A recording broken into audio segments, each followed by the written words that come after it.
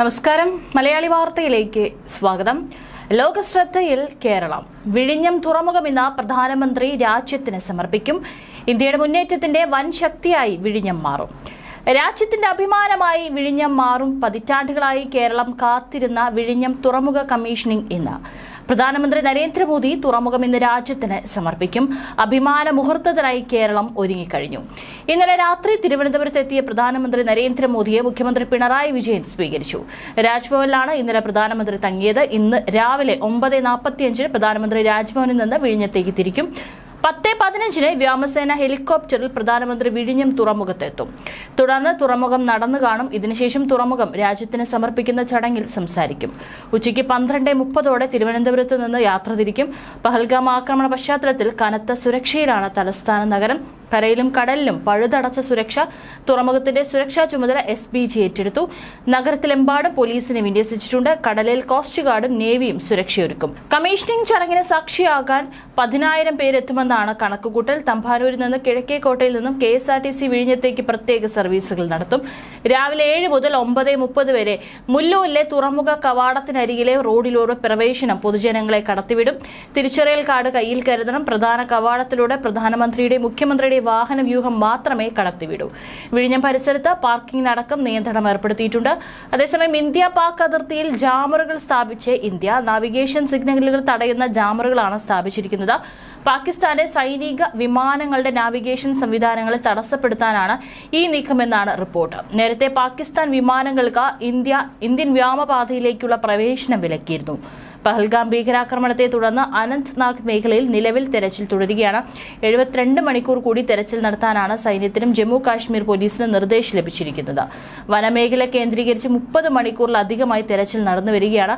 ഭീകരർക്ക് മുന്നറിയിപ്പുമായി കേന്ദ്ര ആഭ്യന്തരമന്ത്രി അമിത്ഷാ രംഗത്തുണ്ട്. പഹൽഗാമിൽ ഭീകരാക്രമണം നടത്തിയവരെ വെറുതെ വിടില്ലെന്നും സാധാരണക്കാരായ 26 പേരെ കൊലപ്പെടുത്തിയ ഭീകരരെ ഓരോരുത്തരെയും വേട്ടയാടുമെന്നും അദ്ദേഹം ഡൽഹിയിൽ പറഞ്ഞു. പഹൽഗാമിൽ ഭീകരാക്രമണം നടത്തിയ ആരെയും വെറുതെ വിടില്ല. പഹൽഗാം ആക്രമണത്തിന് പിന്നിലുള്ള ഓരോരുത്തരെയും ഞങ്ങൾ വേട്ടയാടും. 26 പേരെ കൊലപ്പെടുത്തിയതുകൊണ്ട് നിങ്ങൾ ജയിച്ചുവെന്ന് കരുതേണ്ട. നിങ്ങൾ ഓരോരുത്തരും ഉത്തരം പറയേണ്ടി വരും. ഇത് നരേന്ദ്രമോദി സർക്കാരാണ്. ആരെയും വെറുതെ വിടില്ല. രാജ്യത്ത് നിന്ന് ഭീകരവാദം വേരോടെ പിഴുതെറിയുക എന്നതാണ് ഞങ്ങളുടെ പ്രതിജ്ഞ. അത് നേടിയെടുക്കുക തന്നെ ചെയ്യുമെന്നും അമിത്ഷാ പറഞ്ഞു. അസമിലെ ബോഡോ നേതാവ് ഉപേന്ദ്രനാഥ് ബ്രഹ്മയുടെ പ്രതിഭ അനാച്ഛാദനം ചെയ്യുന്ന ചടങ്ങിനാണ് കേന്ദ്ര ആഭ്യന്തരമന്ത്രി അമിത്ഷാ പഹൽഗാം ആക്രമണത്തെക്കുറിച്ചും പരാമർശിച്ചത്. ചടങ്ങിന് മുന്നോടിയായി പഹൽഗാം ഭീകരാക്രമണത്തിൽ ജീവൻ നഷ്ടമായവർക്ക് ആദരാഞ്ജലി അർപ്പിച്ച് മൗനം ആചരിക്കുകയും ചെയ്തു. പഹൽഗാം ഭീകരാക്രമണത്തിന് പിന്നാലെ ഇന്ത്യ പാകിസ്ഥാൻ നയതന്ത്ര ബന്ധം വഷളാകുകയും സംഘർഷങ്ങൾ വർദ്ധിക്കുകയും ചെയ്യുന്ന സാഹചര്യത്തിൽ മധ്യസ്ഥ ശ്രമവുമായി ഐക്യരാഷ്ട്രസഭ ഇരു രാജ്യങ്ങളോടും UN സെക്രട്ടറി ജനറൽ അന്റോണിയോ ഗുട്ടറൻസ് ഫോണിൽ സംസാരിച്ചു. വിദേശകാര്യമന്ത്രി S ജയശങ്കറും പാകിസ്ഥാൻ പ്രധാനമന്ത്രി ഷഹബാസ് ഷെരീഫുമായുള്ള സംഭാഷണത്തിൽ പഹൽഗാം ഭീകരാക്രമണത്തെ അന്റോണിയോ ഗുട്ടറൻസ് അപലപിച്ചു. നിയമപരമായ മാർഗങ്ങളിലൂടെ ഈ ആക്രമണങ്ങൾക്ക് നീതി ഉറപ്പാക്കേണ്ടതിന്റെ പ്രാധാന്യം ചൂണ്ടിക്കാട്ടിയ അദ്ദേഹം ഇന്ത്യയും പാകിസ്ഥാനും തമ്മിൽ വർദ്ധിച്ചുവരുന്ന സംഘർഷങ്ങളിൽ കടുത്ത ആശങ്ക പ്രകടിപ്പിക്കുകയും ചെയ്തു. ദുരന്തപൂർണമായ പ്രത്യാഘാതങ്ങൾക്ക് കാരണമാകുന്ന ഏറ്റുമുട്ടലുകൾ ഒഴിവാക്കേണ്ടതിന്റെ ആവശ്യകതയും അദ്ദേഹം ചൂണ്ടിക്കാട്ടി. UN സെക്രട്ടറി ജനറൽ പഹൽഗാം ഭീകരാക്രമണത്തെ നിസ്സംശയം അപലപിച്ചതിനെ അഭിനന്ദിക്കുന്നു. ഉത്തരവാദിത്തത്തിന്റെ പ്രാധാന്യത്തെക്കുറിച്ച് യോജിക്കുന്നു. ഈ ആക്രമണത്തിന് പിന്നിലെ കുറ്റവാളികളെയും ആസൂത്രകരെയും അവരെ പിന്തുണയ്ക്കുന്നവരെയും നിയമത്തിന് മുന്നിൽ കൊണ്ടുവരുമെന്നും ഇന്ത്യ ഉറച്ച തീരുമാനമെടുത്തിട്ടുണ്ട്. ജയശങ്കർ ഫോൺ സംഭാഷണത്തിന് ശേഷം Xൽ കുറിച്ചു. പഹൽഗാം സംഭവത്തിൽ സുതാര്യവും നിഷ്പക്ഷവുമായ അന്വേഷണം ആവശ്യപ്പെട്ടു. UN സുരക്ഷാ സമിതി പ്രമേയങ്ങൾക്ക് അനുസൃതമായി ജമ്മു കാശ്മീർ തർക്കം പരിഹരിക്കുന്നതിൽ UN അതിന്റെ പങ്ക് വഹിക്കണം. പാകിസ്ഥാൻ സമാധാനത്തിന് പ്രതിജ്ഞാബദ്ധമാണ്. പാകിസ്ഥാൻ പ്രധാനമന്ത്രി ഷഹബാസ് ഷെരീഫും Xൽ കുറിച്ചു. അടുത്ത 24-36 മണിക്കൂറിനുള്ളിൽ ഇന്ത്യ തങ്ങൾക്കെതിരെ സൈനിക നടപടിക്ക് പദ്ധതിയിടുന്നുവെന്ന് സൂചിപ്പിക്കുന്ന വിശ്വസനീയമായ രഹസ്യാന്വേഷണ വിവരം പക്കലുണ്ടെന്ന് പാകിസ്ഥാൻ അവകാശപ്പെടുന്നതിനിടെയാണ് UN സെക്രട്ടറി ജനറൽ ഇരു രാജ്യങ്ങളുമായി സംസാരിച്ചത്. അതേസമയം രാജ്യാന്തര അതിർത്തിയിൽ വെടിനിർത്തൽ കരാർ ലംഘിച്ച് പാകിസ്ഥാൻ പ്രകോപനം തുടരുകയാണ്. കഴിഞ്ഞ ദിവസവും വരെയും നിയന്ത്രണ രേഖയ്ക്ക് സമീപം വരെ മാത്രമായത് വെടിവെപ്പ്. ചൊവ്വാഴ്ച രാത്രി മുതൽ 5 പാകിസ്ഥാൻ വെടിനിർത്തൽ കരാർ ലംഘിച്ചതായാണ് റിപ്പോർട്ട്. പഹൽഗാം ഭീകരാക്രമണത്തിൽ ജുഡീഷ്യൽ അന്വേഷണം അന്വേഷണം ആവശ്യപ്പെട്ടുള്ള ഹർജിയും സുപ്രീം കോടതി തള്ളി. സൈനിക നടപടിക്ക് മുമ്പ് സേനയുടെ മനോവീര്യം തകർക്കുകയാണ് എന്ന് സുപ്രീം കോടതി ഹർജിക്കാരോട് ചോദിച്ചു.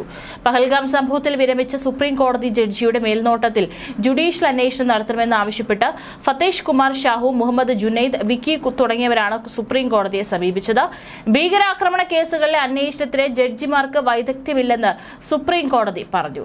അത്തരം ഹർജികൾ നൽകി സേനയുടെ മനോവീര്യം തകർക്കരുത്. ഇത്തരം കാര്യങ്ങളിൽ പൊതു താൽപര്യ ഹർജി നൽകും മുമ്പ് കുറച്ച് ഉത്തരവാദിത്തം കാണിക്കുക. നിങ്ങൾക്കുമുണ്ട് രാജ്യത്തോടെ കുറച്ച് കടമകൾ.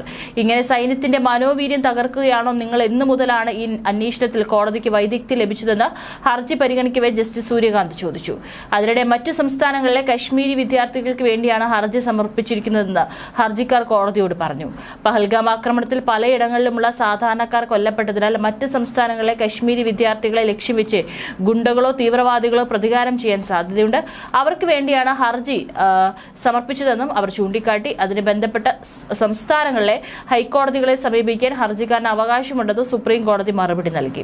പഹൽഗാം ആക്രമണം നടത്തിയ ഭീകരർ സംഭവത്തിന് 2 ദിവസം മുമ്പ് ബൈസരൻ വാലിയിൽ ഉണ്ടായിരുന്നുവെന്നും പഹൽഗാം കൂടാതെ മറ്റു 3 കേന്ദ്രങ്ങളിൽ കൂടി ഇവർ ആക്രമണത്തിന് പരിഗണിച്ചിരുന്നതായി ബന്ധപ്പെട്ട വൃത്തങ്ങളെ ഉദ്ധരിച്ച് ദേശീയ മാധ്യമങ്ങൾ റിപ്പോർട്ട് ചെയ്തു.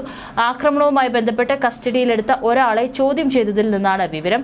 ഭീകരർ ഏപ്രിൽ 15 പഹൽഗാമിൽ എത്തുകയും ബൈസരൻ വാലി ഉൾപ്പെടെ 4 സ്ഥലങ്ങളിൽ നിരീക്ഷണം നടത്തുകയും ചെയ്തതായാണ് റിപ്പോർട്ട്. ആരു വാലി, പ്രാദേശിക അമ്യൂസ്മെന്റ് പാർക്ക്, ബേതാബ് വാലി എന്നിവയായിരുന്നു മറ്റു 3 ലക്ഷ്യങ്ങൾ. ഇവിടെയും ഭീകരർ നിരീക്ഷണം നടത്തിയിരുന്നുവെങ്കിലും ശക്തമായ സുരക്ഷാ ക്രമീകരണങ്ങൾ ആക്രമണം നടത്തുന്നതിൽ നിന്ന് പിന്തിരിപ്പിക്കുകയായിരുന്നുവെന്നും അന്വേഷണ സംഘത്തിലെ ഉന്നത ഉദ്യോഗസ്ഥർ വ്യക്തമാക്കി. ദേശീയ അന്വേഷണ ഏജൻസി ഭീകരരെ സഹായിച്ചെന്ന് കരുതുന്ന ഏകദേശം 20ഓളം പേരെ തിരിച്ചറിഞ്ഞിട്ടുണ്ട്. ഇവരിൽ പലരെയും അറസ്റ്റ് ചെയ്തിട്ടുണ്ട്.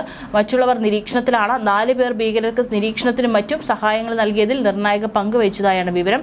ആക്രമണത്തിന് മുൻപ് പ്രദേശത്ത് 3 സാറ്റലൈറ്റ് ഫോണുകൾ ഉപയോഗിച്ചതായി ബന്ധപ്പെട്ട തെളിവുകൾ അന്വേഷണ സംഘത്തിന് ലഭിച്ചിട്ടുണ്ട്. ആക്രമണവുമായി ബന്ധപ്പെട്ട് 2500-ലധികം വ്യക്തികളെ ചോദ്യം ചെയ്തു. ഇവരിൽ 186 പേരെ വിശദമായി ചോദ്യം ചെയ്യാനായി സംഘം കസ്റ്റഡിയിലെടുക്കുകയും ചെയ്തിട്ടുണ്ടെന്ന് വിവരം. ജമ്മു കാശ്മീരിലെ പഹൽഗാമിൽ നടന്ന ഭീകരാക്രമണത്തിന്റെ പശ്ചാത്തലത്തിൽ ഇന്ത്യ പാകിസ്ഥാൻ അതിർത്തിയിൽ സംഘർഷാവസ്ഥ തുടരുന്ന സാഹചര്യത്തിൽ അറബിക്കടലിൽ നാവിക അഭ്യാസം നടത്തിയിരിക്കുകയാണ് ഇന്ത്യൻ നാവികസേന. പാകിസ്ഥാന്റെ സമുദ്രമേഖല അതിർത്തിക്ക് സമീപത്താണ് നാവികസേന പ്രകടനം നടത്തുന്നത്. ഏപ്രിൽ 30 മുതൽ മെയ് 3 വരെ നാവിക അഭ്യാസം തുടരും. അത്യാധുനിക വിമാനവാഹിനി കപ്പലായ INS വിക്രാന്ത് ഉൾപ്പെടെ സമുദ്രമേഖലയിൽ സേന വിന്യസിച്ചിരിക്കുകയാണ്. സാധാരണയായി നടത്തിവരുന്നതാണെങ്കിലും സംഘർഷ സാഹചര്യത്തിൽ ശ്രദ്ധേയമായിരിക്കുകയാണ് നാവികസേന അഭ്യാസം. പാകിസ്ഥാൻ ആശങ്കയുണർത്തുന്ന വിധത്തിലാണ് ഇന്ത്യൻ നാവികസേന ആയുധ പരീക്ഷണങ്ങൾ നടത്തുന്നത്. കഴിഞ്ഞ ദിവസം ദീർഘദൂര കപ്പൽ വേദ മിസൈലുകൾ സേന പരീക്ഷിച്ചിരുന്നു. സേനയുടെ ആയുധ സംവിധാനങ്ങളുടെ ക്ഷമതയാണ് പരീക്ഷിച്ചുറപ്പിച്ചത്. ഏത് സാഹചര്യത്തെയും നേരിടാൻ സജ്ജമാണെന്ന് നാവികസേന ആവർത്തിച്ച് വ്യക്തമാക്കുകയും ചെയ്തു. അതിന് 2 ദിവസം മുമ്പ് യുദ്ധക്കപ്പലായ INS സൂറത്തിൽ നിന്ന് 70 കിലോമീറ്റർ പ്രഹരശേഷിയുള്ള മധ്യദൂര മിസൈൽ പരീക്ഷണവും സേന നടത്തിയിരുന്നു. കരുത്ത് വ്യക്തമാക്കി സജ്ജമായ യുദ്ധക്കപ്പലുകളുടെ ചിത്രം ഉൾപ്പെടെ പാകിസ്ഥാനെ താക്കീതുമായ ഒരു എക്സ്പോസ്റ്റും ഔദ്യോഗിക എക്സ് അക്കൗണ്ടിലൂടെ നാവികസേന കഴിഞ്ഞ ദിവസം പങ്കുവച്ചിരുന്നു. ഒരു ദൌത്യവും അപ്രാപ്യമല്ല എന്ന കുറിപ്പും സേന പോസ്റ്റിനൊപ്പം ചേർത്തിരുന്നു. പടിഞ്ഞാറൻ അതിർത്തിയിൽ അത്യാധുനിക ജാമിംഗ് സംവിധാനങ്ങൾ വിന്യസിച്ച് ഇന്ത്യ ഏപ്രിൽ 30 മുതൽ മെയ് 23 വരെ പാക് വിമാനങ്ങൾക്ക് വിലക്കേർപ്പെടുത്തി. വ്യോമാതിർത്തി അടച്ചതിന് പിന്നാലെയാണ് പാകിസ്ഥാൻ സൈനിക വിമാനങ്ങൾ ഉപയോഗിക്കുന്ന ഗ്ലോബൽ നാവിഗേഷൻ സാറ്റലൈറ്റ് സിസ്റ്റം സിഗ്നലുകളെ തടസ്സപ്പെടുത്തുന്നതിനായി ഇന്ത്യ ജാമിംഗ് സംവിധാനങ്ങൾ വിന്യസിച്ചത്. ഇന്ത്യൻ നീക്കം പാക് വിമാനങ്ങളുടെ ദിശ നിർണയശേഷിയും ആക്രമണശേഷിയും ഗണ്യമായി കുറയ്ക്കുമെന്ന് ബന്ധപ്പെട്ട വൃത്തങ്ങളെ ഉദ്ധരിച്ച് റിപ്പോർട്ട് ചെയ്തു. GPS, GLONASS, ബെയ്ഡ എന്നിവയുൾപ്പെടെ ഒന്നിലധികം ഉപഗ്രഹാധിഷ്ഠിത നാവിഗേഷൻ പ്ലാറ്റ്ഫോമുകളിൽ തടസ്സങ്ങൾ സൃഷ്ടിക്കാൻ ഇന്ത്യൻ ജാമിംഗ് സംവിധാനങ്ങൾക്ക് കഴിയും. ഇവയെല്ലാം പാകിസ്ഥാൻ സൈനിക വിമാനങ്ങൾ ഉപയോഗിക്കുന്നുണ്ടെന്നും വൃത്തങ്ങൾ വ്യക്തമാക്കി. ഭീകരാക്രമണത്തിന് പിന്നാലെ സിന്ധു നദീജല കരാർ മരവിപ്പിച്ചതുൾപ്പെടെ ഇന്ത്യ കടുത്ത നടപടികൾ സ്വീകരിച്ചതോടെ പാകിസ്ഥാൻ അടിയന്തരമായി വ്യോമമേഖല അടച്ചിരുന്നു. ഇതിന് പിന്നാലെയാണ് വ്യോമമേഖല അടച്ച് ഇന്ത്യ പ്രതിരോധം വീണ്ടും ഘടിപ്പിച്ചത്. പാകിസ്ഥാൻ എയർലൈൻസ് വിമാനങ്ങൾക്കും പാകിസ്ഥാനിലേക്ക് സർവീസ് നടത്തുന്ന കമ്പനികൾക്കും ഇന്ത്യൻ വ്യോമപാത ഉപയോഗിക്കാനാകില്ല. പാകിസ്ഥാന്റെ രഹസ്യാന്വേഷണ ഏജൻസിയായ ISIയുടെ മേധാവി ലഫ്റ്റനന്റ് ജനറൽ മുഹമ്മദ് അസീം മാലിക്കിനെ ദേശീയ സുരക്ഷാ ഉപദേഷ്ടാവായി നിയമിച്ചു. പഹൽഗാം ഭീകരാക്രമണത്തിന് പിന്നാലെ ഇന്ത്യ സൈനിക നടപടികൾക്ക് നീക്കം തുടങ്ങിയതായി പാകിസ്ഥാന് ആശങ്കയുണ്ട്. ഇതിന് പിന്നാലെയാണ് പുതിയ നിയമനം. ആദ്യമായാണ് ISI മേധാവി പാകിസ്ഥാന്റെ ദേശീയ സുരക്ഷാ ഉപദേഷ്ടാവായി എത്തുന്നത്. ലഫ്റ്റനന്റ് ജനറൽ മുഹമ്മദ് അസീം മാലിക്കിന് അധിക ചുമതലയാണ് നൽകിയിരിക്കുന്നത്. 2022 ഇമ്രാൻ ഖാൻ സർക്കാർ പുറത്താക്കപ്പെട്ട ശേഷം പാകിസ്ഥാന് ദേശീയ സുരക്ഷാ ഉപദേഷ്ടാവ് ഇല്ലെന്നാണ് പാക് മാധ്യമങ്ങൾ റിപ്പോർട്ട് ചെയ്തത്. കഴിഞ്ഞ വർഷം സെപ്റ്റംബറിലാണ് അസീം മാലിക് പാക് രഹസ്യാന്വേഷണ ഏജൻസിയുടെ ചുമതലയിലെത്തിയത്. ദേശീയ സുരക്ഷ, വിദേശ നയം, തന്ത്രപരമായ കാര്യങ്ങൾ തുടങ്ങിയ വിഷയങ്ങളിൽ പാകിസ്ഥാൻ പ്രധാനമന്ത്രിയുടെ പ്രധാന ഉപദേഷ്ടാവായി പ്രവർത്തിക്കുക എന്നതാണ് അസീം മാലിക്കിന്റെ അധിക ചുമതല. ഒരു ഫെഡറൽ മന്ത്രിക്ക് തുല്യമായ പദവിയാണ് വഹിക്കുന്നത്. ഇസ്ലാമാബാദിലെ പ്രധാനമന്ത്രിയുടെ സെക്രട്ടേറിയറ്റിൽ പ്രവർത്തിക്കുന്ന ദേശീയ സുരക്ഷാ വിഭാഗത്തിന്റെ തലവനാണ് ഉപദേഷ്ടാവ്. ISI ഡയറക്ടർ ജനറൽ ആകുന്നതിന് മുമ്പ് അസീം മാലിക് പാകിസ്ഥാൻ സൈന്യത്തിന്റെ ജനറൽ ഹെഡ്ക്വാർട്ടേഴ്സിൽ അഡ്ജസ്റ്റന്റ് ജനറലായി സേവനം അനുഷ്ഠിച്ചിരുന്നു. നിയമപരവും അച്ചടക്കപരവുമായ കാര്യങ്ങൾ ഉൾപ്പെടെയുള്ള സൈനിക ഭരണപരമായ കാര്യങ്ങളുടെ മേൽനോട്ടമായിരുന്നു അദ്ദേഹത്തിന്റെ ചുമതല.